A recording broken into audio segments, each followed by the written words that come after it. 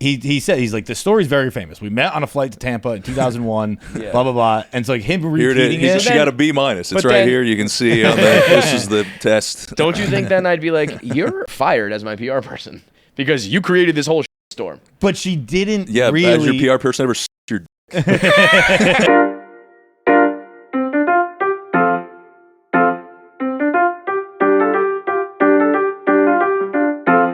BlueChew. Have better sex right now with BlueChew. It's the original brand offering chewable tablets for better sex. And starting now, BlueChew is offering a combo so strong, it'll knock your socks off. It'll knock your neighbor's socks off. It'll knock that girl's socks off. Maybe the guy's socks off. I don't know, whatever you're going to do with them. You'll have to move towns with the amount of noise you'll be making with BlueChew Max. They've arrived and combines the active ingredients of Viagra and Cialis into one chewable. That combo acts fast and lasts. The Viagra is the short-term quick effect, and the Cialis is the long-term extended release. Put them together, and that means you're going to be fucking all night long, right now and later. It's great sex, just a few clicks away. You sign up at BlueChew.com, consult with one of their licensed medical professionals, and once you are approved, you receive your prescription within days. BlueChew tablets are made in the USA, prepared and shipped directly to your door, and the best part is it's all done online. You don't have to visit the doctor's office. You don't have to do awkward conversations. No waiting in line at the pharmacy. Gets delivered right to your door discreetly, and so BlueChew is not going to stop until they have every man bricked up. That's the mission. So make life easier by getting harder and discover your options at BlueChew.com. And right now, you get the first month for free when you use promo code KFC. All you got to do is pay $5 in shipping. That's BlueChew.com, promo code KFC. Get your first month of medicine for free. Just pay $5 in shipping. That's BlueChew.com, promo code KFC for more details and important safety information. Thank you, BlueChew, for sponsoring the show. All right, the boy Nick Murphy's back in the building. Word. It's great to be back. What's the latest, man? I heard you got an announcement. I heard you. Yeah, I got the Netflix introducing thing. It's gonna be cool. Sick. Huge. It's gonna be sick. Yeah. And where was that audition at? There were two. There was one in Nashville and then one here at the Stand in New York. I mean, they did them at a couple different locations, but it was very cool. But you didn't think it went well, did you? No, I thought I had a good set. It was it was about like half, maybe a third capacity. It was kind of like seemed like some people that didn't even know what the deal was, which is just more funny to me because I'm like, this is who decides your who fate, lives your and whole dies. They're like tourists, right? You know? Right. But I just had fun with them and messing around. And I don't know what's worse though is like comedy nerds who like might be a tough crowd or like have their favorites, play favorites, or like. That can happen with crowd. Like industry people that have seen a million people, and they're just like, or they have a grudge against you for whatever reason. Even if you crush, they're just like, yeah, that was good. Right? But they're jaded. They've seen the best of the best. Well, we get the same way. Like comics, you see so many good sets, you're just like, yeah, that was good. Yeah. Even though you're not necessarily. Meanwhile, laughing. a civilian is like, that's the funniest thing. Well, that's I've why ever seen. that's part of the ignorance is bliss with people that go to shows. So they just get to enjoy it. Yeah. You know, I mean, they're not thinking about their set or their thing coming up. I vividly remember the first like few shows I went to. I remember I Pete Davidson when he was still doing stand-up like early when he was like 21 and Ricky Velez opened for him. Yeah. And I was like, that is the funniest person alive. Yeah, the funniest thing. And he is awesome. I'm not taking away from him. But it was like and then I think I saw Donnell Rollins. And, he's one of the hardest hitters out there, Donnell Rollins. He's a tough follow. A couple of the guys that I know their names now and like they are successful, but in the first couple times I saw them live and you get in the room and it's infectious and all that. It's like, oh, every single person I saw for the first like 5 times, I was like, that's the funniest person ever. Of course. So if you catch a room full of those, it's like, yeah. But that's the beauty of you not having been through the war zone that is stand-up comedy. So you get to just enjoy the finished product as opposed to. Do you think there's any like, it's almost like a magic act. In some regards, so you know what I mean? There's similarities. Yeah, but like when you've done it so many times, and like I don't know, it just becomes like the laughter is just almost part of it. You know what I mean? It's a very... Sometimes you just see like if they're laughing or if they're not. You're just sort of as opposed to, I don't know, but then you do get into like a zone sometimes. You're like, all right, this is a really good set. Yeah. But other times you'll do really well, and you're just like, yeah, that went really well, but you're not like over the moon about it. It's also very interesting to watch crowds because I don't like when people will blame a crowd, but there is definitely moments of like I think so, but I agree with the mentality you shouldn't blame the crowd. I think there's something for every crowd aside from pandering. You never want to do that, but there's something. At some shows, I'm just like, I just didn't figure out what the thing was for that crowd. Yeah. It just is what it is. That night in Austin, I was like, I had tears in my eyes at some sets, and the crowd was kind of like clapped her and like. I was like, what the fuck is wrong with you guys? That was just me as a fan. I can't imagine if you're on stage and you're hitting all your punchlines and everything, and it's just like not getting the reaction. It's like, fuck you guys. Well, you can play with that too. I mean, sometimes just acknowledging that they're not laughing at stuff that normally hits is funny. Sometimes the room's half and half. So like these guys are laughing, these guys aren't. That's also funny. Right, that's part of your. What's wrong with you guys? These guys are the fun table over here having a great time. Yeah. You know, you guys don't like assault. You guys don't like that's not your thing. You know, whatever trick you want to use. You know. What was I was gonna say I thought when you first said it, I thought it was silly that like tourist rooms are choosing Netflix is introducing. But then the more I thought about it, it actually makes a lot of sense because that's who they want. That's America, probably. Right? That's who they want. I get, and I'm saying tourists. I mean, I'm just guessing. I don't know if they actually were. A lot of Asians, but you know, they're taking pictures of each other while I'm trying to do my set. Like, no, they were lovely Asians. Dude, but I see Asians taking pictures all the time. This is what the conversation was meant to be steered towards. Let's talk about this. It's because I live near at least one of, I don't know how many offices they have, but one of the Google headquarters in New York. Yeah. And there are always Asian people across the street taking pictures of it, and I can never decide. Are they just like call the police or not? Are they like whoa, see something, say something, you know? But are they Asian people who are just like, whoa, that's Google? That's Google, yeah. Or are they going into their first day of work? I was gonna say this is them like this is my new office. Yeah, they're just sending it back to mom, and you're like, look at all these goddamn immigrants out here. It's like, no, I work here, man. Sorry. It's also funny and I just learned this doing the bracket the other day, because right where they take pictures, okay, there's always Asian guys taking pictures of Google, and then it's right behind. It's on the sidewalk across the street from the Google, and then there's just an empty lot. Like there's a chain link fence up, and there's no building. It's just an empty lot. Yeah. But they're always pressed into the chain link fence, taking pictures of the empty lot. And I was saying that on the bracket the other day, and Nick Tarani's on that show. Nick Tarani is a big Pokemon Go player. And he was like, dude, no, your apartment is a gym. And I was like, is that a thing? He's like, it's a big thing. He goes, gym? Yeah, it's like a gym in Pokemon Go, I guess, where they keep Pokemon. He's like, you're the leader, Feits. Dude, he goes, I didn't even know I had the app. He goes, I've been to your apartment many times without telling you. He's like, I'll be on your crazy. on your front porch, and I've just not told you. I've been collecting People are Pokemon. still doing that, huh? Yeah. I remember when that started, in retrospect, it's pretty lame, but I was on like a crusade against it. Like when that was so viral, I had a whole blog series of being like, these people are so fucking ridiculous. Hillary Clinton and Pokemon Go to the polls. And then she fucking lost. If you do that, it better fucking work. Pokemon Go to the polls. I forgot about that. That would be very funny. Like, she's calling up, Nintendo, put all your Pokemon next to the fucking voting. Yeah. Dude, Hillary Clinton Pokemon right now. I remember I had the exact opposite of you on Pokemon Go. You liked it? Well, I mean, I didn't like it, but me and Lou really took it seriously. Yeah, you did it? Everybody did for at least a week, and then some people went like a few months. Well, that's why I after can't that. believe people are still doing it. We were probably like 2 to 3 weeks, but Yeah. it was the summer we moved here, but it was before that, so it was just Lou and I were living in Newport, and we would just go out every night hunt Pokemon. I spent thousands of dollars. Well, you talk about the fences. way. People got in trouble. They got in trouble because they put a Charmander in like private property. People were jumping over shit, and that got into like a legal thing. It's I think pretty impressive technology. where they had to be like, all right, let's not put this in this woman's bedroom. And then there's a guy outside her window just doing this. Let's put this super rare Pokemon on like a children's playground. Yeah. That's crazy, man. And the guy's like, no, I almost got it. I broke. Just hang on a second.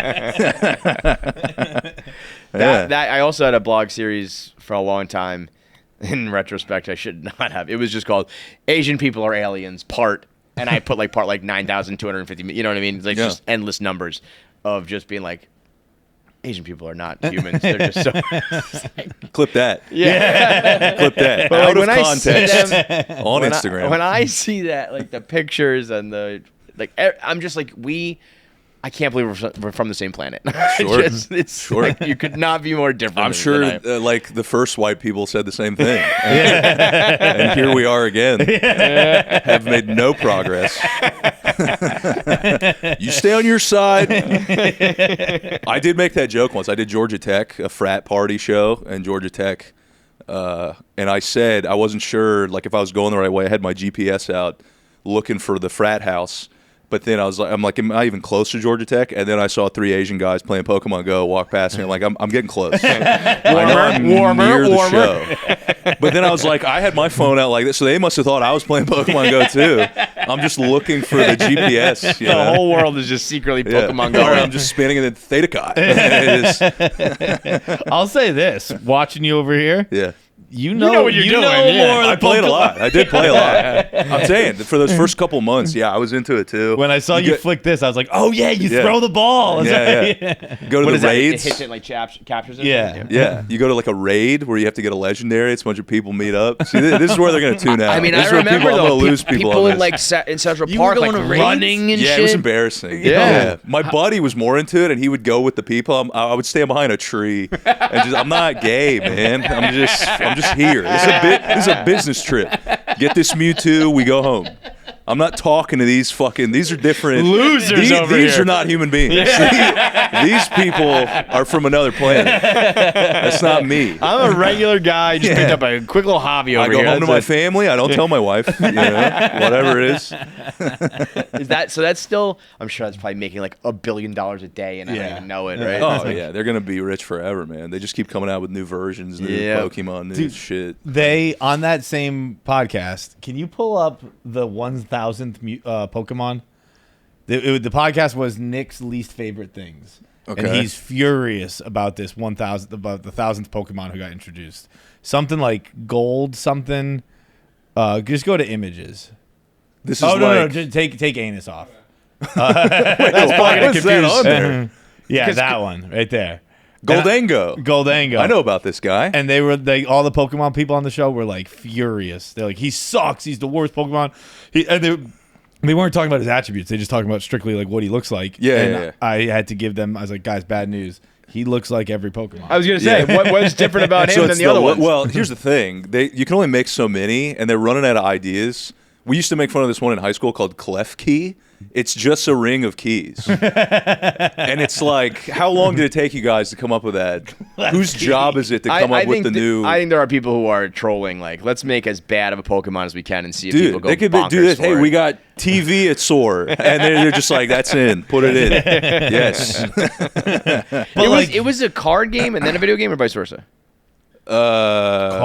Cards first? Was it cards first? I don't know. That's actually a very good question. I don't even know. I thought it was the Game Boy games, like Red and Blue. I thought that was the original, and then the cards? I don't know. Not a card game first. Wow. Okay, so it was the Game Boy first. Yeah. Red and Blue, dude. I remember. 96 is like, to me, I think a Pokemon is like, I was too old for it, and it was like a new age thing, but like 96 See, I was swept right up in it, so that's interesting to hear. I'm surprised I'm not. I was into all that nerd shit. I'm into the nerd shit now. Yeah. But there was like, I was a nerd as a kid, and I'm a nerd as an adult. Well, in the now middle, it's I was like, I'm cool. Oh, yeah. It's Step Brothers, where they're like, now we got night vision goggles and we're 40. Yeah. This is way more awesome. Yeah. Dude, I remember one time being at the beach, and it was probably 96, 97, something like that. A couple of my friends were there. They had their cards, and I was like, let's go trade. Okay. I don't even remember how trading cards actually worked or playing whatever. But we at least, were pretending to. And we did it on my dad's car, on the hood of his brand new car. Yeah. And like in the process of passing cards back and forth, we scratched it a lot. Of course. Oh, no. And I remember just getting like yelled at by my dad for fucking up his car. But it was one of the more serious like yellings he's ever given me, because he was like, and also I've clearly failed as a dad. You're gay. You were at the beach trading what kind of cards? You scratched my car with? He's like, dude, you were at the beach, dude. Like, half naked women, sports, water, whatever the fuck you wanted. Football and get a boner, bro. You scratched my car with a 9-iron, I wouldn't have said anything. That's good. My boy's learning the right stuff. It was like, you do the Eland, that was her name, right? Yeah, Eland. Yeah, I'm fine with you Elanding my car, but like, He was. It was so. He's just like, what were you playing? Well, here's the fucked up part. Pokemon, dude. Here's the fucked up part. You know how expensive original Pokemon cards are now? Sure. So actually, he scratched your cards with his card.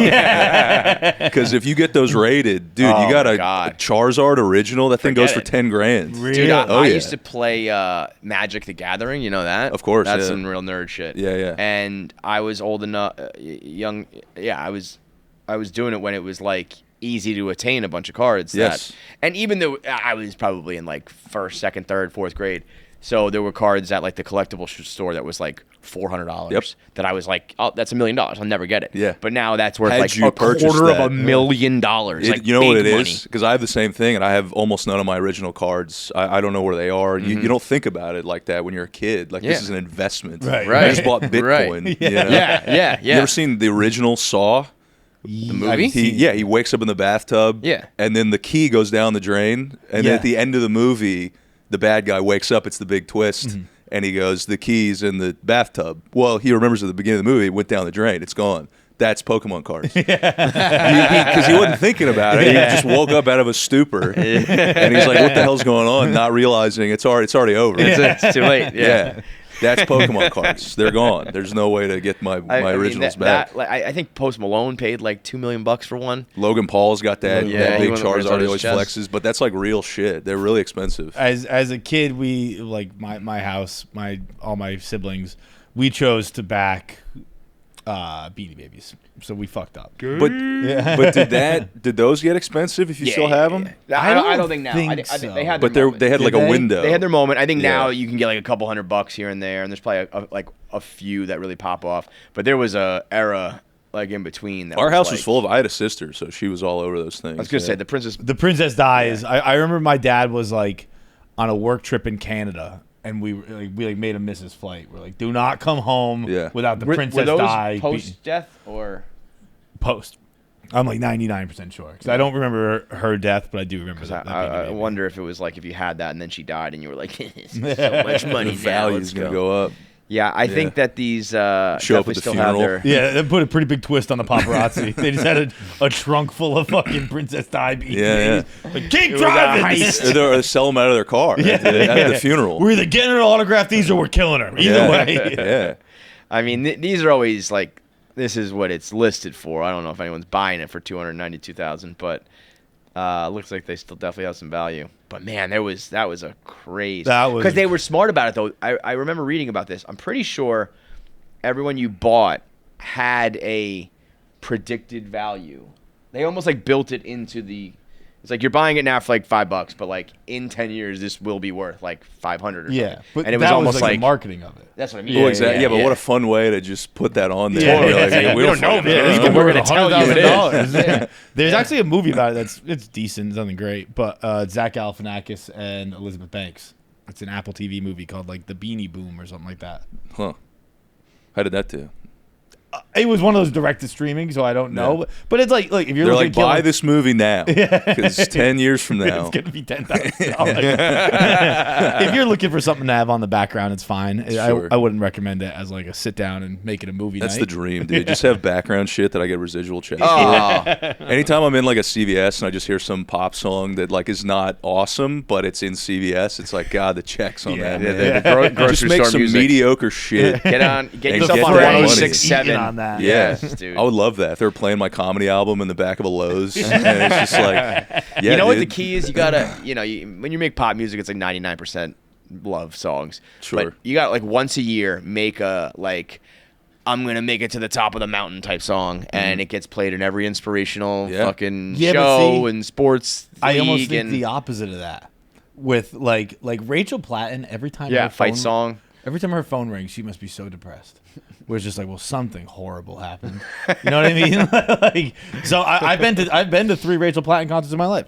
None of them were for good things. Yeah. You know what I mean? Like it was. We need you for this terrorist attack to like. She's get always the children's hospital. Dude, like every charity thing I go to, and Rachel Platten's performing, and it's just like bombing a bunch of special needs kids. Whatever, and bro. Rachel Platten Cash rules, dude. Bombing in the Middle East. She's texting the president like, I'm on it. Dude, like I'm writing it right now. She opened the playoffs the other night. She opened for the California Fires. Yeah. They did. They had to have the game in Arizona because they couldn't play it in L.A. Yeah. Rachel Platten started the thing. Like, this is my fight song. It's like, yeah, dude, I don't know. Everyone's dying. Yeah. But Rachel Platten's here. Yeah, So she let's have a basically good time. traffics in death, you know? It's the overcoming. We got to overcome this. Every time. Yeah. Mother's Day gifts can be, a little predictable and boring. You get the same stuff every single year. What about getting your mom or your grandma or your aunt, your sister, your wife, whoever in your life, all the moms, an Aura frame? Voted the #1 best digital frame by Wirecutter. Aura Frames is guaranteed to mix things up this year. It comes with unlimited storage, so you can share as many photos as you want. It's a digital picture frame where the screen just has all your photos. You can upload it straight from your phone. You can give it to your mom, your grandparents, whatever. All the pictures just continually update, and you can put it up in your house. Grandma and mom will be happy this Mother's Day when they get the gift of all of the pictures of their kids. She'll be grateful. It's not only just another card or just a bouquet of flowers. Giving an Aura frame means that your mom gets to see more of you. And what mom doesn't love that? So right now, they've got a great deal going on over at Aura for Mother's Day. For a limited time, listeners can save on the perfect gift by visiting auraframes.com, and you get $35 off plus free shipping on their best-selling Carver matte frame. So go to auraframes.com. That's AURA frames.com. Use promo code KFC. Get the Carver matte frame. Get $35 off plus free shipping. Support the show by mentioning that by mentioning us at checkout, so they know that we sent you. Terms and conditions apply. That's auraframes.com, promo code KFC. Omaha Steaks. People love their smash burgers, right? Those crispy, thin, caramelized, seared, bold, beefy flavor burgers. Well, you can make smash burgers at home without any of the hassle or the fuss with Omaha Steaks. All new smash burgers. They're pre-smashed and 100% aged, extra aged beef that won't fall apart when you flip them. And right now you can get 16 free in the Built for the Grill pack at omahasteaks.com/smash. This is not, when you're grilling those fat, thick burgers and you don't cook them all the way through and like the outside is burnt, but the inside isn't. No, a nice, thin, crispy smash burger. And this is coming from Omaha Steaks, the people who have been giving you jumbo franks and filet mignons and lamb chops and chicken all these years through KFC Radio. Now they got in on the smash burger game. 100% premium aged Omaha steak beef with exceptional quality and flavor. And they go from freezer to bun in just 5 minutes. So get ready to smash expectations with new Omaha Steaks smash burgers. Go to omahasteaks.com/smash and order the Built for Grill pack with 16 free smash burgers right now. That's omahasteaks.com/smash. See site for details. Bro, but so, you must be pumped about it. Netflix, it's not, I don't think there's anything anymore that's quite like, key to the castle, like your career is going to open up. It's still, I feel like it used to be like if you got on late night as a comic, like you're golden, Dude, if you're a band and you got on the radio, you made it. Now it's not quite that, but it's a big step. Yeah, it's a cool credit. There's a lot of other really good comics on the thing. Who else is on it? So there's a bunch of other Mothership people, Cam Patterson, Ari Matty. Oh, fuck yeah. From Kill Tony. Yep. And then Ruby Sednick is also super funny. She's not one of the regulars on Kill Tony, I don't think, but she's a Mothership comic too. Amber Autry is a friend of mine from Nashville. And then I know Ray Lau. He opened for me in Sacramento. He's a very funny guy from California. So I know half the lineup. So it's going to be a good green room hang. No New York comics. I don't know the answer to that. I don't know the other half. Yeah. They're all great, I'm sure. We just haven't been on shows together yet. I feel like a lot of New York. Oh, Eva Evans, I believe, is from New York. And correct me if I'm wrong, so I apologize if that's not accurate. But that's at least one, and then there's probably some others too. Yeah. But I don't know. That's cool to have it more broad. I feel like yeah. New York comedy, I feel like there's always obviously the air, like that's the supreme. It's very similar to rap in my mind. It's how people talk about it, at least. Yeah. It's like, New York, that's the best comedy. I don't know if that's accurate, but people say we think of ourselves as rappers also. So but would you agree? I feel like New York rap was like it started there, or it had the best. Well, I'm biased because I'm from it. Atlanta, so I'm part of the I always stand for the Andre 3000. Yeah, but the South got something. That's kind of what but that's what I mean. Yeah, until Andre came through and said that, and then that kind of came true. You have I Drake, suppose, and Wayne, with have openly been that fuck New York, I don't like them, I don't need them, and it's still a thing, but if you look around, it's more Austin, LA, Atlanta now. So like those are where the spotlights are right now for sure. Yeah, man, the Kill Tony stuff's huge. How do you like those guys being like Kill Tony regulars? Is like they get on, they do the show, and they do well, and Tony just invites you back to the point you're a regular, almost like the same. I don't really know exactly how the process works. Because it's like we know that Ari and Cam are like Kill Tony guys now. Yeah. But a lot of people have been on there, and it's like, did they just not do as well, or did Tony not personally like them enough to invite them back? You'd have to ask Tony. It's its own little ecosystem, And I don't even know really Tony that well. We've chatted a couple times. Have you done Kill Tony? I have not done Kill Tony. You just gotta wait for like the call on that. I guess, yeah. I mean, I'll do it. I'll do the panel, although I'm not really like a huge name, so I don't know if they'd have me on that. But it seems like a fun time, just kind of mess around and talk some shit. It's crazy that's like within the comedy world. It's like a little subset of it where like if you have a good set or a memorable moment, or like Cam with the Rocks or whatever. Like, well, that's all it took. Thing. You go viral and then that's it. Yeah, man. I mean, that's what went viral. Not even the set itself, which is also an interesting thing. A lot of people's interviews. That's why the interview is so important. A lot of people's interviews go viral and not their set. I was gonna say I don't even remember. I'm sure he had a good set. Right. It's just that's not what people talk about. They talk about the Rocks thing, which wasn't even. He told me his set was about having roaches in his apartment. I'd talk to Cam about it. Really? Yeah, which I'm sure was good. I'm sure it was good, but the moment was the Rocks thing. Because it's kind of the same thing with like podcasts and like clips and all that, which in some regards sucks because you're like it's very reductive and you're kind of like we don't even know what he said on his set. Yeah, and this is what went viral, but.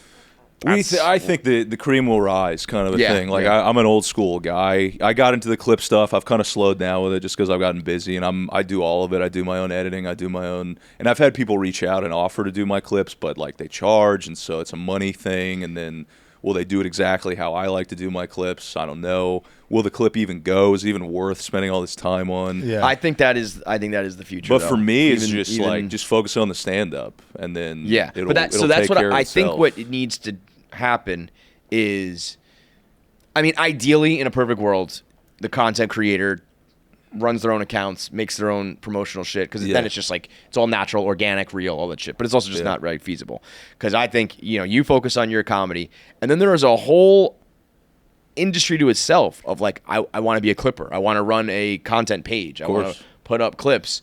And like to you, that's like busy work that you don't want to do. But if that was your passion, which sounds crazy, but there are people who are passionate about it. There's guys and it's like, let's link that up. We split the revenue of this.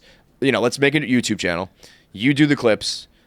I get a chunk of the money. You get a little bit of that money, but it also raises my brand. Yeah. And like, let's just go. There's guys that do that. There's guys that got into stand up at starting as clip guys. Yeah. And they're like, hey, I'll film all your shows if I can open for you. And so then now all of a sudden you're in theaters, you're only 2 years in, but you're the clip guy and you're doing all this and there's an art to it where if you're good at it. Of course, and there's different ways to do it, and the quick zoom in and out and keep the eye moving and all that kind of bullshit. And like the speed of, it's like you did the set and it's up tomorrow, the next day, whatever.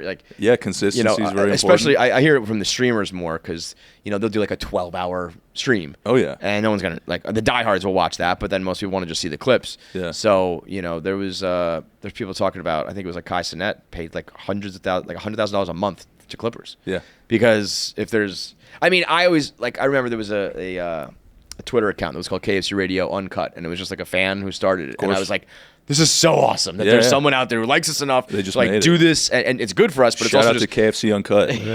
Keep doing what you're doing. It was like a good, it's a good sign that someone likes it enough to do it, and the fact that they are doing it, it's good for business. And it's like that was one. If you could have like dozens of those accounts, and it's all an investment. Huge, I mean, with Kai doing that, that's like LeBron on his body. Yeah. Spends what, $1 million a year on his body? Right. It's the same thing. That's my bag. Yeah. So I think that clipping like became a thing. And now it almost kind of got a little nauseating. Everything was a clip. I know. But then I think it oversaturated. kind of like settles into like it's a business now. Like it's its own, the way you have to have your own social media. You also have to have your own clips channels, and they have to run it. And it's like kind of a fad, and then settles in as just like a necessity. Settles in, and there'll be a next thing. And totally. I think just I'm an old school guy, like I said, so just sticking with what I originally started out doing, which is just stand-up comedy. If we can just am I getting better every year? Am I just still getting better?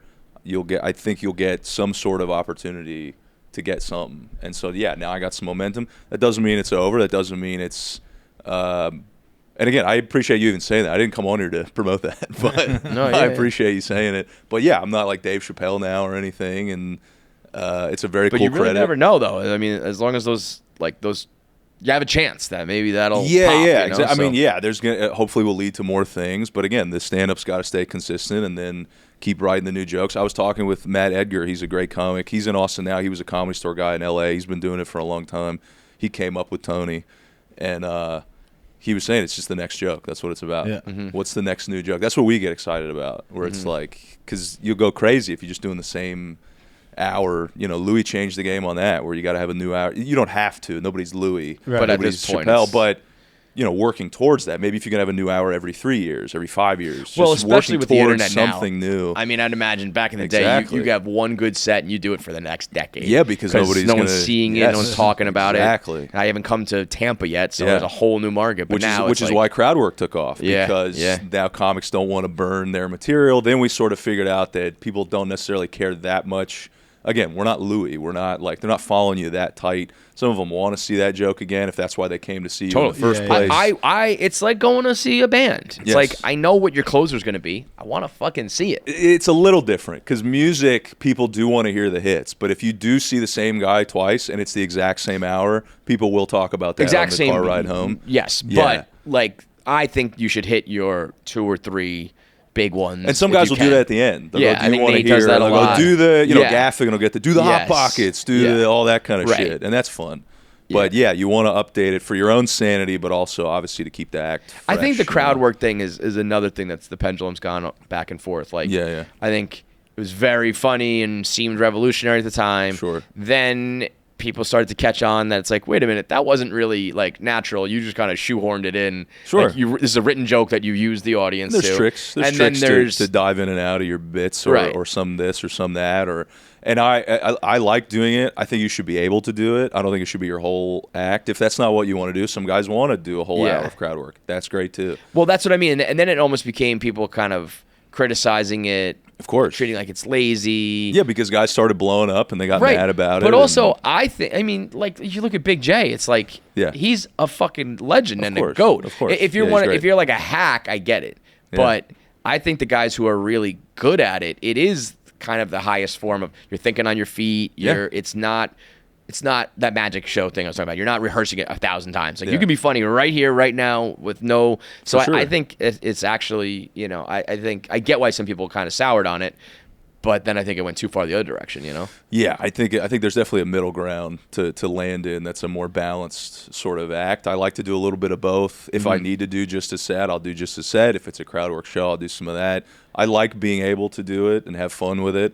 The crowd likes it. I think some of the guys that are like above doing it, is a little ridiculous. They're like, at the end of the day, you're talking to like your audience. That's pure, or whatever. And I'm not going to do all that bullshit. It's like, all right, well, maybe you can't. Yeah, well, that's what I mean. I feel like it's I'm not convenient. Gonna call anybody out, but it's like, there's a balance. There's a balance. Yeah. Do some jokes, do some crowd work, do one, do the other. Just have a good show, have fun with the stuff, and don't be a hacky bullshit guy up there. Yeah. I mean, I feel like Matt Rife catches a lot of heat for it from like the pure guys, but when I see some of those, I'm like, this is a fucking wild story of like this guy in the audience like has no legs or whatever, and it's like I mean, listen, dude, if that's his thing, I mean, dude, now he's mic'd up like fucking Steve Jobs. That's a little bit much. And it's like, dude, this is wild. Yeah. But that's also to me his thing, and he's raking in the dough, and good for him. I am a very big fan of like if I get within like the fraternity, there's a way to do this, and our like forefathers did it this way, and we must do it this way too. Do something different. You know what I mean? Like if you're doing something different, like everybody hates change, or the old heads are always going to hate change or whatever it is. The mic is funny though. I always thought that was a little bit. Well, and having said that, Matt Rife did like my Instagram story twice, so shout out to I like Matt. You can't take that away from polarizing. Me. Shout out. And I don't even know if that was an assistant that just made a mistake. Like, boy, did I screenshot that quick. That's mine now. We're getting that framed. Well, the originator, I was just talking about this with somebody, was Todd Barry. He was the first one. Shout out to fucking Todd Barry for being the first guy to put out a crowdwork special. Before it was cool, before it was like clip heavy and all that, and it was brilliant. When was Everybody go watch that. It was different cities. He did it. When? Oh man, I was still in college, I think. So we're like a long talking time like ago. 24, at least 10, maybe 10 years ago, maybe less than that, but like it was a while ago. Todd Barry crowd work special. He does like 5 cities, does some in between road trip stuff, and he's so good at it. And he'll still do it at live shows. He's like, everybody wants crowd work now. You guys know I started that, right? Is that just I did my set and I just took the crowd work parts of it, or is that they go out there for an hour and just do crowd work? Todd Barry? In general, like when you see, you know what I mean? A crowd work show. Dude, it's just crowd work. Like they don't even go up there with their regular set. No, and he talks about that too in the documentary. Well, in the special, there's documentary-esque like parts to it where he goes, it's almost more relieving that I don't have to have a set memorized. Yeah. I'm just going to walk out there and make it happen. I could see that going both ways, though. It's like, of course, but if you've been doing it long enough and you're comfortable, that you'll find something. Yeah, you know, you'll find something that you can hit, and you just got to go. But there's one crowd that's being kind of tough, and he just walks out, and it's something like he's like, man, last show crushed so hard. I walked out and talked to this lady about having a cup of coffee for an hour. That's all it takes, folks. I see you with a cup of coffee. It's over. It's something like that because he's that good. Like, he just knows it's going to go, you know.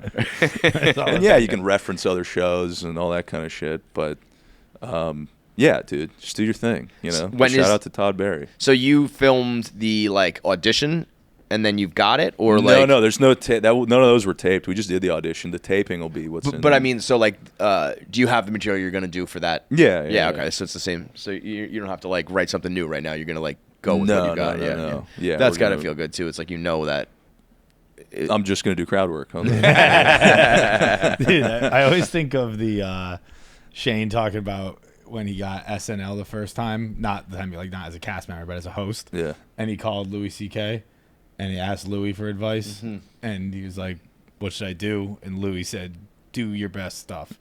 And he's like, "Yeah, but when you got up there, you did something totally different." And Louis goes, "Yeah, I'm so much better at this than you." That is correct. I've seen that interview.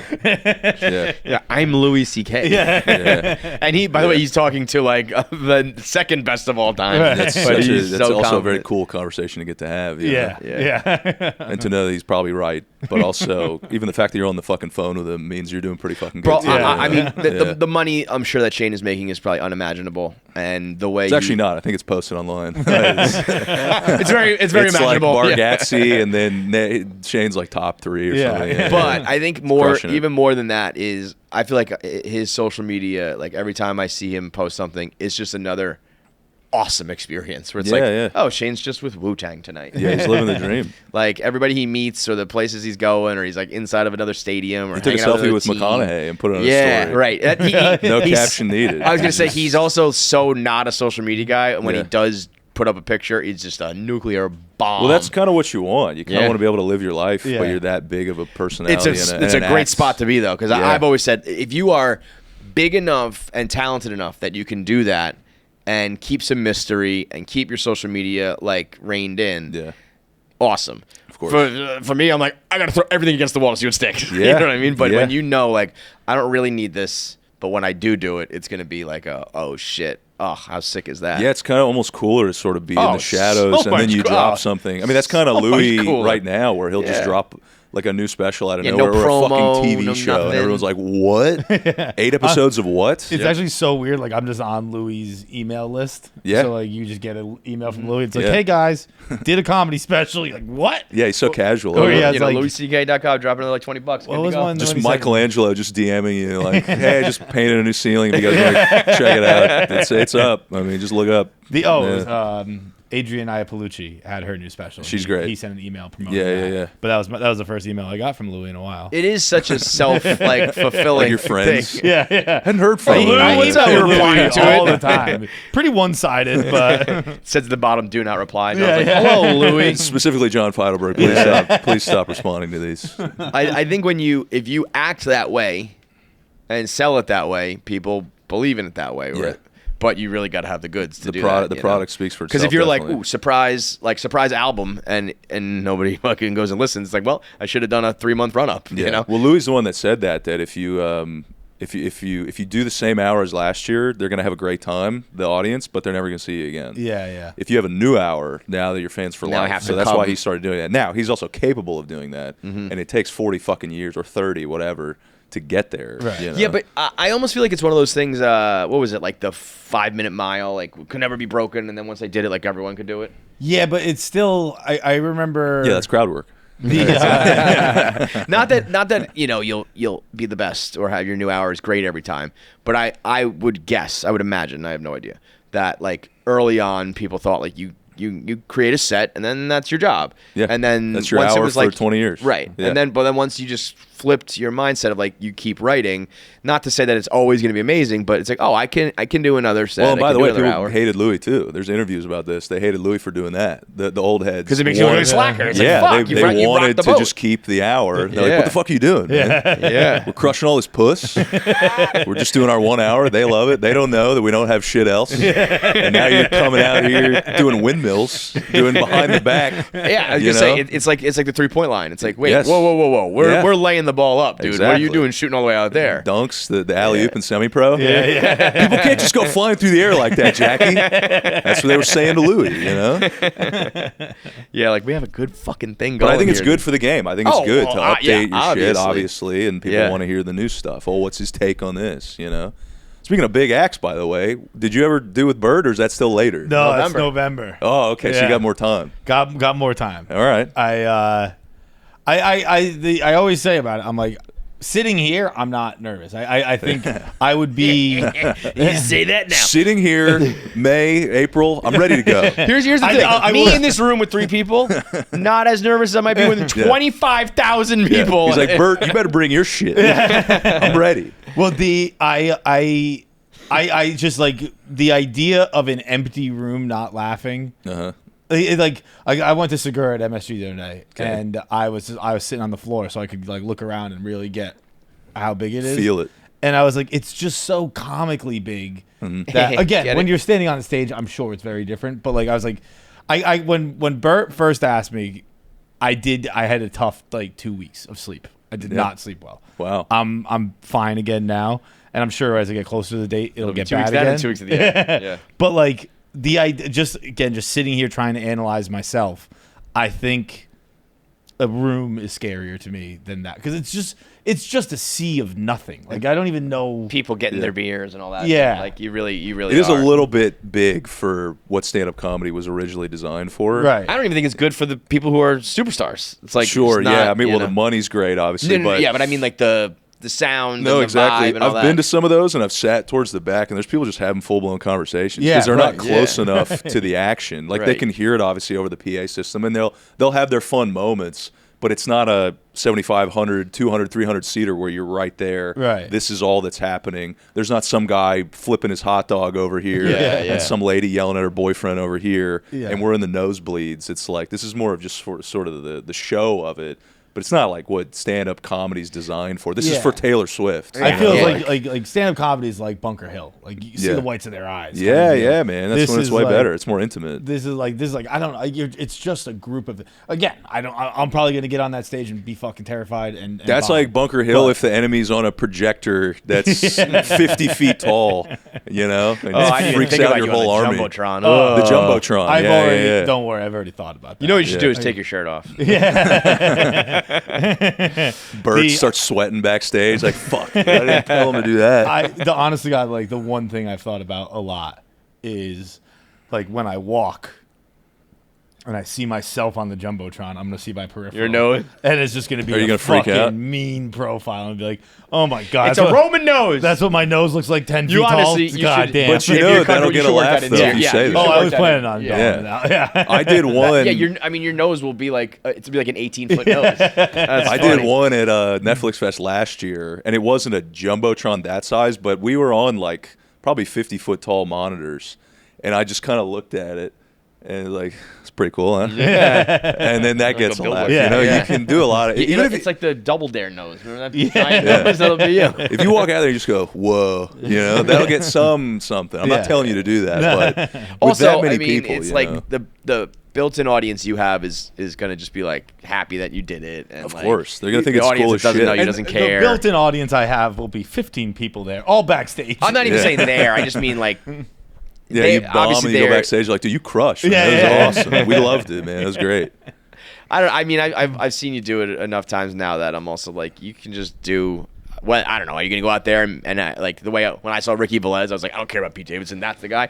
I don't know if people are going to be saying like, Bert, who? I want to go see Feitelberg. Yeah. But you are like competent enough that it'll be a comedy set. Yeah, like, yeah. And I'll tell you what, you probably get some Bert fans out of it too. You know, that's a whole other thing. You got 15,000 people there. It's going to be, or whatever it is. Yeah. You know, so a bunch of them are going to walk up and be like, I like that guy's nose. You know? Oh, the nose guy. yeah. I was talking to one of Bert's like people on someone on Bert's team, and she was like, "You're gonna perform to 120,000 people that weekend," and I was like, "Wait, how many fucking people?" Bro, there are people that don't take that career. Yeah, you know. But yeah, it'll be very fun. I'm really excited. I think it'll be cool. It'll be a fun experience. And that's the level I'm at. I can't offer you some shit like that because Bert did it on here, right? Yeah. I'd be like, John, you want to open for me in Milwaukee? Huh? How does that sound? 50-seater. Yeah. I'd be there though. I'll be there. I saw some. I will open for anybody on this show. That's a fact. I saw some fucking schmuck on Threads of all things. Instagram's really shoving Threads down my throat. Yeah. Although they get me. I was gonna say I'm kind of enjoying it. Yeah. I've never posted a thread, but neither have I. But I see like they just kind of sneak it into the middle of your. But then Instagram every time feed. I try to hit more, then it's like download the app. I'm like, I'm not. See, I do have the app because when it first came out, I did spend more time there. It's not good, but it's fine. It's fine. Yeah. But I randomly saw some dude who was like, I just saw a clip of like a Barstool Bro podcast with Bert Kreischer just offering up like a spot to open on one of his shows, and that's why we're at where we're at on comedy. And you're like, I wonder what podcast that happened on. Let me click on that. But I click on his thing, and of course, he has like Tom Smith comedy in his thing, and he's got like 900 followers. And I was like, oh, I mean, yeah, you wish this happened to you, bro. Like, well, you just fucking plugged him, idiot. What are you doing? Put a link to the ticket, Tom. I don't even know what it was. Well, Tom, I am for sure a Nepo baby. And I'm cool with it, dude. But he'll open for you too, Tom. But I also don't like that either, though. It's like, in terms of like comedy, stand-up comedy, it's a gift, right? But like, whereas this person did open mics for 10, 15 years, you did this. Yeah. You build your own way to get to the top. You know what I mean? It's but Bert if you were also, truly a nobody off the street, I could see it being like, what the fuck? For sure. But it's like, yes, he didn't just do that to you because you're just some guy. I do podcasts, I blog, I do sketches, I act. Social media connects a lot of the stuff. I mean, dude, there's a great show called Stamptown with Zach Zucker that was on Moon Tower, the festival that I just did. Zach's awesome. He's the best. I've done the show one time. It was awesome. It's a lot of sound effects and acts and theater guys, and it's a show. It's a performance, and he's up there the whole time doing like kind of stand-up comedy, kind of crowd work, and kind of a sound effects. It's a great show. They just had Neil Patrick Harris on it. Really? And he's like crowd surfing at the end of the and it's like, yeah, because that's Neil Patrick Harris. That's not just some guy. Right. Neil Patrick Harris, their boys, somebody. Hey, come on stage and we'll figure it out. Right. That's the same thing. I like that shit better. You find a gay guy and you put him on the show. But Bert came up the right way himself too. He's an old school guy too, so like he knows the grind and he knows what it takes. So Bert's he knows very savvy, while this will be a spectacle for you and it's awesome and it's going to be huge, like to get good you still got to do the smaller rooms and come up that way and do it there. He knows this isn't going to be like a thing where you get a Netflix special out of it or something, but it's going to be fucking sick and you're going to have an awesome time. Bert's in the business of fun. Bert's very, very Bert funny. takes care of his openers, man. That's all I've heard. I've only met him a handful of times, but like if you look at Bert Kreischer's latest press run for Lucky, that dude is, whether it's him or his team or some combination of it, they are so plugged in on everything. If you look at like the shows he did and the places he appeared on, it's all like doing the Jennifer Hudson hype tunnel thing. He went on that show, Brody, what are those guys, the basketball guys? You know what I'm talking about? Brody, I think is his name. He does the whiteboard. Like they're like on the come up next. They're like I think they're with Underdog. They're like a great new basketball podcast. Like they're all these like internet people. Yeah, he's got a great eye for all that shit, all the social media stuff, and how to stay relevant and how to keep the ball. These are the guys rolling, who are next, and you want their audience, and like you stay relevant that way in a major way. And he's not like above anything, or like those are smart moves by him. Yeah, and again, me saying I'm old school and getting some opportunities now, like I'm still going to have to make adjustments too, because again, these young guys are coming up and they're more savvy with the tech shit, and they know how to. I mean, you look at Trump going on podcasts and stuff, and like knowing that was going to be huge audience numbers and all that kind of shit. I think Zuckerberg on Theo is even crazier than Trump.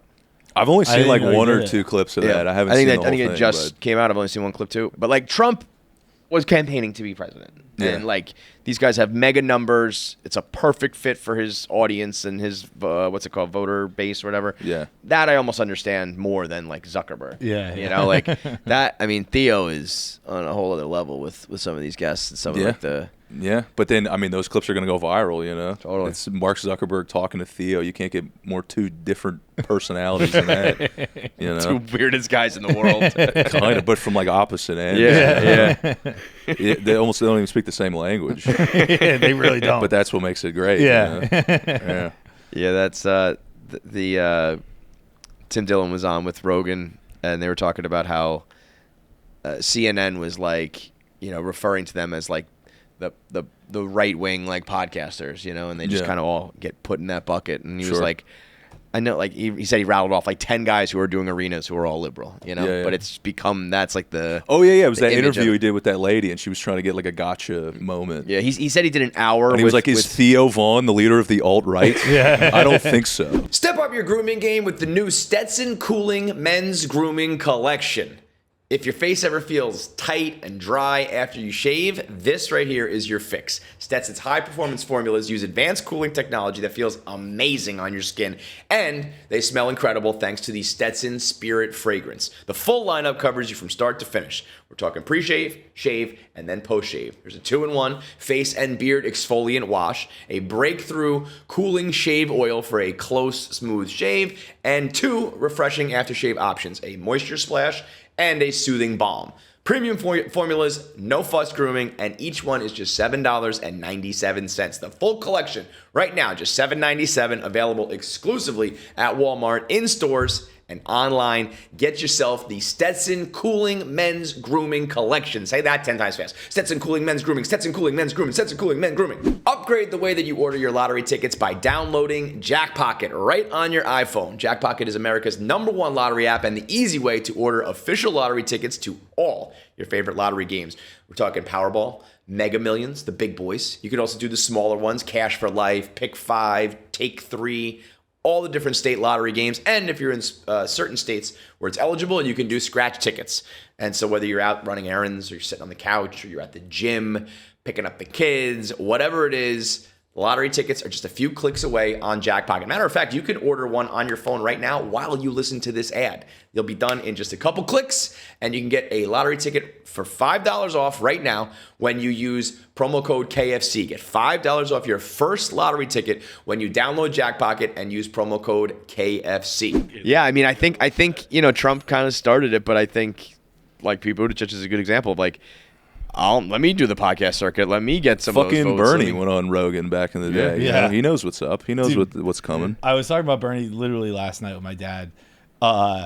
We were talking about just like, I honestly forget what we were really talking about, but we were talking about like just staying true to who you are kind of deal. Like it wasn't like a major conversation. It was just someone who did something that was out of character. And I was like, I always think whenever someone talks about out of character, a side-by-side I saw during the 2016 election where it was like, it was Hillary doing her like hot sauce in my bag swag thing. Mm-hmm. Very fun clip. Someone trying to get Bernie to do whatever the dance was at the time or whatever. And he was just the nay-nay or something? Yeah, it must have been the nay-nay. Yeah. And he just goes, I don't do that stuff. And the way he said it was like, just so he's like, I'm an 80-year-old fucking man. I don't do that kind of shit. Right. We shouldn't even be out of the house right now, let alone doing your little dances. The most pure I've ever seen someone be who they are. When he was just like, I don't do that stuff. And he's not the president. So maybe should have tried a little something there, Bernie. Speaking of old guys, I've loved your very thorough coverage of all the Bill Belichick shit going down. Speaking of interviews gone awry. This is getting weird. We're in crazy town right now. This is nuts. It's 100% weird. However, I will say this. I have read Bill Belichick's statement, and I have watched... The email? Not the one Jordan released. I'm not even caught up on that yet. Shit, I'm slacking. I got to get a video. Yeah. It was a Belichick email to, and even the one. Wait. Are we talking about the same thing? It's not him talking about the book coverage, or he is talking about book coverage, but again, I think it's a different one. It's a similar quote. Does he have a similar email list to Louis, where he's like, "Hi guys, you're gonna see some stuff come out soon." This thing? No, it's not. Okay. That's what I meant. It's not the one she posted. This one didn't. Go ahead, finish. And everybody's like, "Belichick just dropped a new girlfriend." Oh man, we gotta watch this. But it was like he was basically saying he's like. So I read that email and then I watched a clip of Edelman and Gronk talking about it. Yes. Where Edelman was kind of like, she's also his PR person, and yes, we have PR people, and they do that. And he wasn't like PR and the girlfriend. I think that's where I saw the same clip too. But you're ignoring a very big part of it. That's weird. It is. But it's not uncommon. The situation we watched, 100% weird. But so weird, all that stuff. The girlfriend is also the press lady? Yes. That seems like a terrible idea. It seems like a bad idea, but people do it all the time. My client has always been a premature ejaculator, and it's nothing. I mean, like the Kardashians, like Kris Kardashian's their manager. Like it's not that weird to have someone in your life also be your manager. Yeah. So like it's like a little like more like okay. It's still, I'm not trying to defend that video. That video is fucking weird, but. In that, if she was acting in a PR capacity, because in Belichick's statement, he acknowledges what I found weird about it, where it was a very famous story, and why are you refusing to discuss it now? And he was like, we said that we want to talk about the book. Yeah. They kept talking about us. Is that this one? He said, I agreed to speak with CBS Sunday morning to promote my new book, blah, blah, blah, blah. Prior to this interview, I clearly communicated with my publicist. Yes. My publicist at Simon & Schuster, that any promotional interviews I participated would agree focus solely on the contents of the book. Unfortunately, that expectation was not honored during the interview. I was surprised when unrelated topics were introduced, and I repeatedly expressed to the reporter, Tony Ducopoli, that, sounding pretty guilty, Bill. But that's kind of like, you know how this game goes. It's like... Put it on the reporter.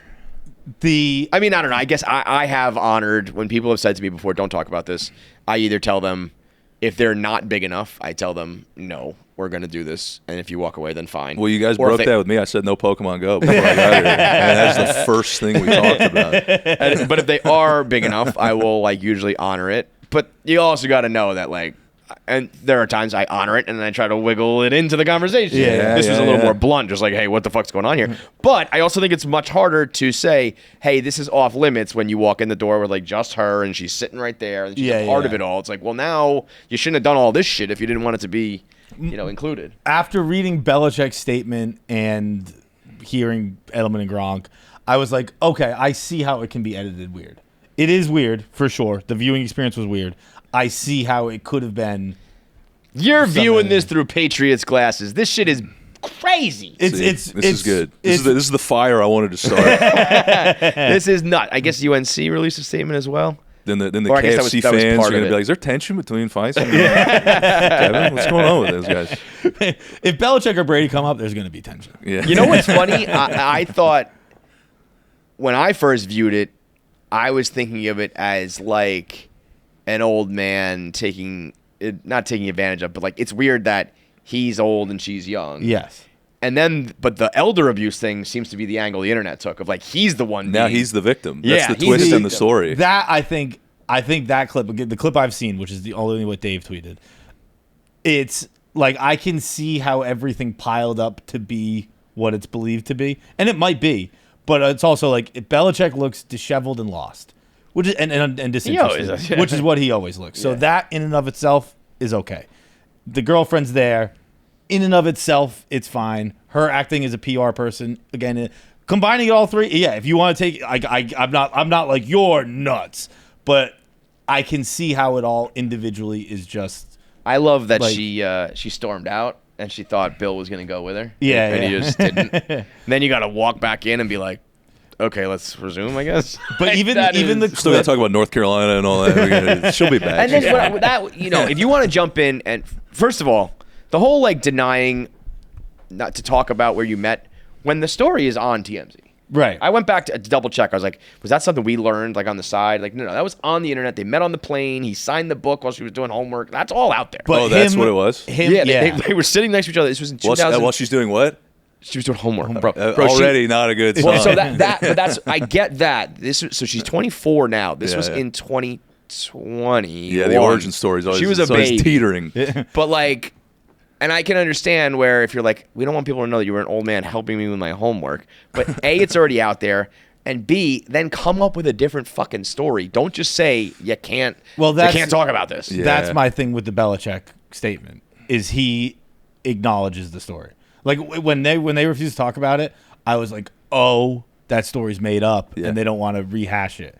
He said, he's like, the story's very famous. We met on a flight to Tampa in 2001, blah, blah, blah. And so like him repeating it. She got a B-. It's right here. You can see on this is the test. Don't you think then I'd be like, you're fucking fired as my PR person because you created this whole shitstorm. But she didn't really. Has your PR person ever sucked your dick? You're fired. Never mind. And got your fucking job back? Yeah. But she the edit, so again, so to reference the video, when she's like standing there and like that looked weird, but that was like half a second. That could have been from anything. It looks like she's kind of lingering over the whole thing. And they couple it with him saying Jordan was a part of our whole interview the whole time. Right. Yeah. Like, they know what they're I don't doing. know. She could have been talking over 2 seconds before. They know how to spin it. I see how it could be edited. But again, these are all things. If you are the PR person, you have to know that. Yeah. But like the PR person usually says, hey, we're not talking about, like we've had him say it. We don't include that clip in the interview. We just listen to him and don't. That's why you can't have your PR person sucking your dick and be 50 years younger than you. Well, that's the thing. I know she is old enough and it is all consensual, whatever. But I was thinking about today, a Bill Belichick To Catch a Predator would be like a legendary Bill, take a seat. Yeah. Coach. The Navy sweatshirt looks really bad, but it's nothing. It's not out of the ordinary for Belichick. Yeah. The hole and the tattered sweatshirt is completely on brand. I'm sure they said do that to be with like, this. It looks weirder. I think also her post didn't make any sense to me. Which one? She posted with "Look what you made me do" playing, and the email was Bill Belichick being like, first of all, it was from like a couple weeks ago, so I don't even know if it's referring to this CBS News thing because it hadn't aired yet. And he was just like, I know what sells books, but we should stick to like football. And then she posted that being like, look what you made me do. And I was like, this doesn't mean anything. She's a psycho. She is a psycho, dog.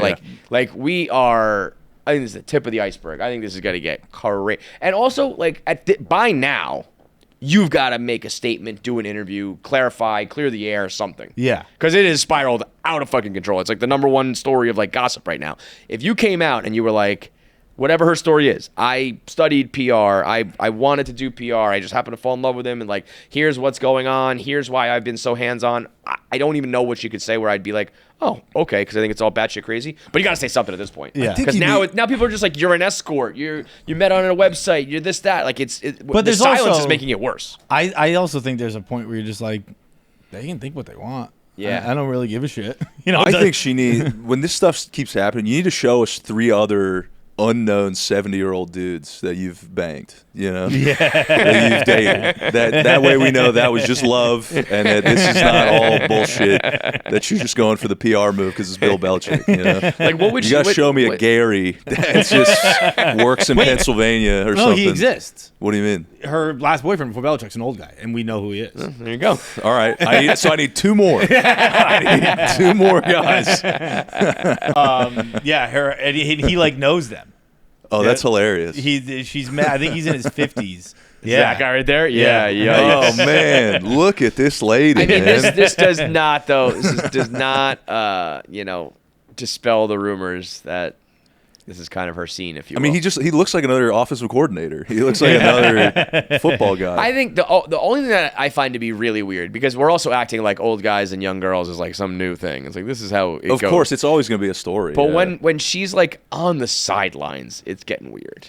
If she becomes bigger than the team, then yeah, people are going to... And that's what they start doing. Fucking Travis Hunter's girlfriend. Remember all that bullshit? Yeah. When she was becoming bigger than She looking back on that now, and like yelling at him, and it's quick. Like, this is a 2-way Heisman Trophy winner. You shut the fuck up. Yeah. You can be replaced real quick. Dude, with these the old guy young guy relationships, I honestly fear that more than I fear cancer. Because sitting here right now, I'm 36 years old. Yeah. I have fucking zero interest in a 24-year-old. Imagine 50 years from now. But give that 20 years, pal. Is there something that happens when you hit like 60 where you're just like the switch? I do love when people. What if I become like an old fucking creep? I do like the common phrase is, what are their conversations even about? And I understand that, but I also they're going over the offense. They're going over the right. I mean, does Bill Belichick want to talk? What are his conversations with anybody? Yeah, he's a pretty maybe weird you're at a point where already. I just want to fuck this young girl. I don't want to talk to anyone. I've been talking for 75 years. I'm done, dude. Yeah. She does also look particularly evil. It's the perfect store, man. She looks like she is a siren who is here, a Jezebel to steal your soul. I do also wonder if they picked when they picked UNC, it kind of was so weird, right? And I wonder if they're I don't know, let's just go somewhere where we can just take over this program and do whatever we want with it. I don't know. It's great. UNC It's great put out PR a statement for the. I guess. Well, UNC put out a statement saying we sense this might be trouble. Yeah. And I wonder if this was Alabama, if they'd be we're shutting this shit down real fucking quick. But you're the Tar Heels football program, so you're I don't know. And they haven't played a game yet, too, so there's no, if Saban started doing that, he's already established however many titles he won, right. you know? Yeah, what if UNC gets their doors blown off? What happens then? Right. Or vice versa. If he wins, it's nobody cares. Nobody cares. Yeah. Nobody fucking cares. It is kind of it's been a nice, I don't know, I guess moment or revelation for me where when 2015, if you talk to me, Bill Belichick and Tom Brady are the GOATs. We can they'll be the greatest of all time forever. No one will ever have a word to say about them that is even remotely demeaning. Yeah. And then you just realize your heroes kind of become a laughing stock too. Well, if they just keep going too long. I mean, he could just be living in the shadows. If he disappeared, totally. And just be chilling. And Not that he's become a laughing dude, you gotta have a 15-year-old girlfriend. Just not be in the public eye. That is no one would know. Right there, man. There is no reason to continue to be in the spotlight from 70 to 90. It's because he keeps wanting to be on in the spotlight, dude. So that you're getting what you asked for a little bit. Louis had a great quote about that. The mountaintop's a place you visit. You don't build a house up there. Yeah. You don't stay up there too long. You go up and you start coming back down. Bill Burr had another one. You can live too long. You can. If you die when you're at the top, then you're the GOAT. You're the legend. It's like the blackjack table. It's like cash out. You cash almost out want to run sometimes. out of money before you can lose it all. Yeah, but then it's well, There's how did I always get an here? ATM. How did I get a hot streak? Let me check out this UNC table over here. There's a lot of college co-eds sitting at that one. Let me see if it's a hot table. This all actually worked out well for the Patriots, or Patriots fans, I guess, because I think from a sports fan point of view, the Kraft talk was way more of a bombshell when they were kind of you didn't reference him, you didn't thank him, and he was yeah, don't give a fuck. Yeah. And they were you were fired, and he was no, it was mutual, and they were well, Bob Kraft said you were fired, and he was meh. And that, to me, would have been the sports talk. You were fired, Bill. He's let me introduce you to my girlfriend. Yeah. Maybe that's what she was I got to insert myself real quick. This is my press person. She'll establish who got fired and who didn't. But, it's if you follow the Patriots, I guess I didn't know it was considered a mutual decision. He was fired. He was But he was it was a mutual parting of ways. And the interviewer was and he was no, it was mutual. And they were Bob Kraft just said you were fired. And he goes, well, I don't know what to tell you. It was mutual. The guy who got jacked off in Miami for $80 just wanted to fire me? Let's talk about that for a second. Creepy stuff with young people. Mine's not a human traffic, whatever. But even now that we're talking about it more, even that question is you're trying, because people that get fired or change jobs and you call it a mutual decision all the time. No, yeah. You don't fucking pry. Yeah. You're not well, he said fired. You're yeah, we split up. No one's asking fucking. They just want a story at that point. Yeah. They're just trying But to that's get also why, I I guess you're selling a book. That's the answer. I said, why would you even do this? You're selling your book. But how many more books? I don't know. Maybe you do get a lot more books. Maybe it's all worth it. But to me, it's this was not worth it. How much more money does he know, need? The trade-off is you're selling your book, they're selling stories. So they're gonna ask for. But how the fuck if this bitch was good at her job? Sit down with Dave Portnoy. You'll sell 1 billion fucking. Yeah. He could have gone on any other. He could have come on here. Anything. Also, I think he's Feitelberg. You want an offensive coordinator for one game? We'll take. No, you're gonna do great. I heard you're already open for Bert. It's in November. We're gonna be in the same city as Bert. You just do that. Get off stage. Come call some plays. That'd be sick. What is the book? What is it about? It's apparently about football and only football. Only football? It's about the art of something. It's the same logo as OnlyFans, but it's only football. It's life lessons from a life in football or something like that. Dude. You should have gone on Schultz. It's called Theo Vaughn. The art of winning, lessons from my life in football. And it's like, so how'd you fuck your 24-year-old? That's the only thing people care that's about. not till chapter 6, so let's slow down. Yeah. I hate that she spells her name with that O, too. It's so annoying. Jordon. Even things like this, like even just looking at these headlines, like if the word fiery wasn't in that descriptive headline, I don't think that email was fiery. The email is not what they like think it is. I don't know. To me, that if you read that whole thing, he's just like, there's a portion of the book where he says like how he fucked up. I don't know what he's referring to, but the quote is like, I fucked up. And he's like, I understand people are going to latch onto that, but let's make sure that we talk about all the lessons I learned and all the football. That's it. Yeah. I don't know. That's what I mean. That's to not be a like, fiery look email. what you made me do. And like this thing where she was like, statement incoming. There has to have been a conversation where like, what should we, to your point, what story should we tell people about how he met? And Belichick was probably just like, I doubt it's going to come up. Well, that was the other thing is like, I was talking about this on the rundown with Dave. Like he was blindsided by the fact that like people saw those yoga pictures on the beach. Yeah, he was those were like, crazy wait, too. What? That kind of felt like like flexing a little bit. and now you're touching hands and feet, and it's like, this is a little much. He was kind of like, how and now you don't want us to ask you about this? Yeah. You know? I think he's just in over his head, man. I can't believe that they fuck too. Oh man. He's also just like He's he doesn't know what the fuck is going on. He is unplugged, man. I used to like hate when he was like, I'm not on InstaFace, and it's like, come on, you know what Facebook is, you know what Instagram is. Like, I don't think he does. Yeah. I really don't think. And if he does, he does not get that like millions upon millions are seeing this. Yeah. You know? It's like I was surprised. She has like 90,000 followers. I thought by now she would have like exploded. Yeah. So maybe he sees that, doesn't, or I don't know. But it's like, bro, this is big. This is a big deal. Like, I don't think he gets it. He's probably just like, I don't know. He's been so locked in on one thing for forever. But it is like also like it's a big deal to us, right? Like if it like does it affect Bill Belichick what we think about his relationship? Probably not. I don't think so. Right? So like, what does he care? No, but that's where the only thing I think that where it gets too weird is her being like involved in the program. I can see, because that's where like if I was the AD or some shit, I'd be like, what the fuck is your girlfriend so does she do something with the team, or is she apparently like wasn't there an email that said like Jordan must be CC'd on everything? Is she like the fluffer for the quarterback or something? They're definitely. I am not trying to defend the relationship. It's a weird relationship. It's not a good relationship. I do think that clip.